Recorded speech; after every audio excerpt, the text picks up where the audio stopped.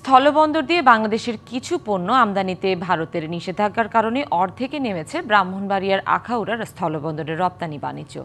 4টি পণ্য রপ্তানি বন্ধ হয়ে গেছে এই বন্দর দিয়ে। এখন যাচ্ছে শুধু হিমায়িত মাছ, ভোজ্য তেল ও পাটের রশি।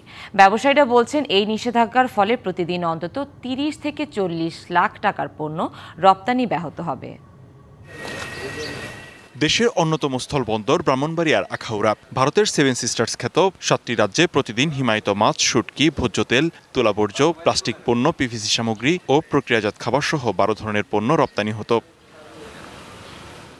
সম্প্রতি বাংলাদেশের কিছু পণ্য আমদানিতে নিষেধাজ্ঞা দিয়েছে ভারত সরকার। এর প্রভাব পড়েছে বন্দরের রপ্তানি বাণিজ্যে। সানবিট সব দিবে সামাল। সানবিট ম্যাজিক প্রেস ডিশওয়াশিং এর মাথা ঘোরানো সলিউশন। নিষেধাজ্ঞার আওতাধীন পণ্যের মধ্যে তৈরি পোশাক ও কাঠের ফার্নিচার ছাড়া তুলাবর্জ্য, প্রক্রিয়াজাত খাবার, প্লাস্টিক পণ্য সহ পিভিসি পাইপ রপ্তানি হতো এই বন্দর দিয়ে। বর্তমানে শুধু রপ্তানি হচ্ছে নিষেধাজ্ঞার বাইরে থাকা হিমায়িত মাছ, ভোজ্য তেল ও পাটের রশি।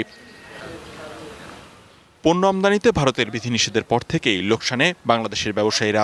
30 থেকে 40 লাখ টাকার মতো প্রতিদিন আমরা রপ্তানি করতাম, কিন্তু এখন এটাতে 10 নামাতে আমাদের বিরাট ক্ষতির সম্মুখীন হতে হচ্ছে। বিধিনিষেধের আওতায় যেগুলো ছিল সবগুলোই আমাদের এই বোর্ড দিয়ে যাইতো, আমরা এই রপ্তানি থেকে এখন বঞ্চিত হচ্ছি।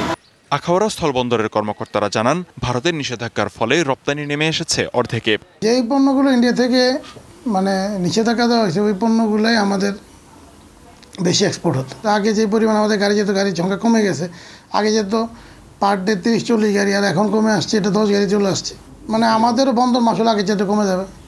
দুই দেশের কূটনৈতিক পর্যায়ে আলোচনার মাধ্যমে বিষয়টির সমাধান চান ব্যবসায়ীরা। DBC news desk.